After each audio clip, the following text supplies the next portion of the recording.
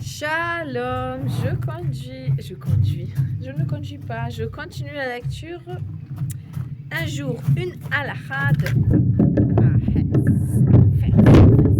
l'étude quotidienne des lois du langage. Et aujourd'hui, on est dans mon livre, donc il y a écrit 20 iyar avec un Y, mais sur Kalji, j'ai vu qu'il y avait marqué liyar. Donc je ne sais pas exactement comment ça se prononce au final, ce moi en hébreu.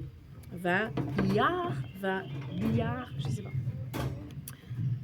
Alors, pour aujourd'hui, en résumé, il est permis de rapporter des informations péjoratives sur une personne, petit 1, pour l'aider, ou petit 2, pour aider tous ceux à qui elle risque de faire du tort, ou petit 3, pour mettre fin à une grave querelle, ou petit 4, pour permettre à d'autres de tirer les leçons de ses erreurs. Si, petit 1, ce qu'on dit est fondé sur une information de première main et une enquête rigoureuse, et 2, il est certain que cette personne est dans son tort, là, assieds-toi là ou sur le banc, et 3, on a parlé avec elle mais elle refuse de changer, 4, ce qu'on va dire est juste et précis, et 5, l'intention en parlant est strictement constructive, entre parenthèses, il y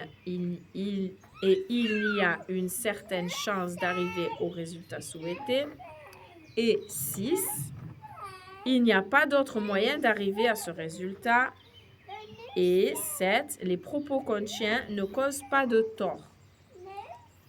Les exemples que nous allons voir à présent, de même que ceux que nous verrons dans la section Rekilut, commérage, vont servir à clarifier l'application de ces conditions. Je vais mettre la pause et je vais sortir une chaise qui sont dans les autres parce qu'elle ne va pas lâcher l'affaire. Les exemples que nous allons voir à présent, de même que ceux que nous verrons dans la section... Ah, je l'avais dit déjà. Rekilut, commérage, vont servir à clarifier l'application de ces conditions. J'avais pensé à mettre la pause avant, et puis j'ai dit je finis. Voilà. Elle s'est avancée voir papa. Les explorateurs eurent recours à la calomnie et se mirent à dénigrer la terre sainte. Découragement et médisance. Après avoir exploré le pays, les explorateurs se laissèrent aller au découragement et ils dirent « La conquête du pays demande des mérites. Notre génération, qui a fait le veau d'or et commis d'autres fautes, ne les possède sûrement pas. » Ils s'imaginèrent que la promesse de Dieu dépendait de leur mérite et qu'il ne leur donnerait la terre d'Israël qu'à condition qu'ils soient des justes parfaits, ce qu'ils n'étaient pas.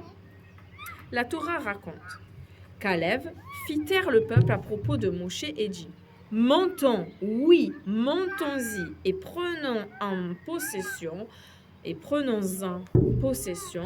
car certes, nous serons vainqueurs. » Bamidbar, chapitre 13, verset 30.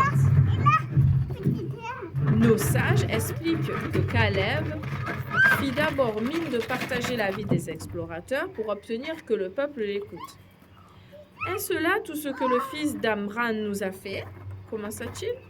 S'attendant à entendre de dures critiques contre Moshe, le peuple se tut. Kalev poursuivit. Il nous a fait sortir d'Égypte, a fendu pour nous la mer, fait tomber la manne et procuré l'écaille. Ce que Kalev voulait démontrer, c'est que si Dieu avait appliqué la stricte justice, il n'aurait jamais accordé tous ces miracles au peuple d'Israël. Dès le passage de la mer Rouge, certains d'entre eux avaient fait preuve de faiblesse, comme en témoigne le verset. Ils se révoltèrent au bord de la mer des joncs. Télim, chapitre 106, verset 7. Ils s'étaient également plaints avant de recevoir la manne et en d'autres occasions. Entre parenthèses, voir suite, page 401. Allons voir.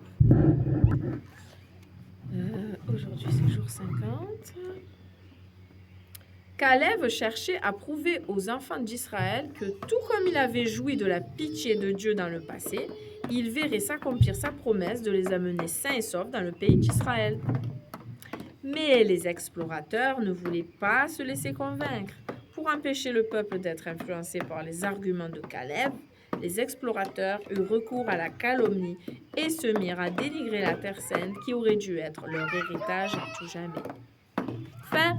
La suite, demain, ou peut-être pas demain, parce que demain, c'est préparation de Shabbat et peut-être que j'y arriverai pas. On verra. Shalom.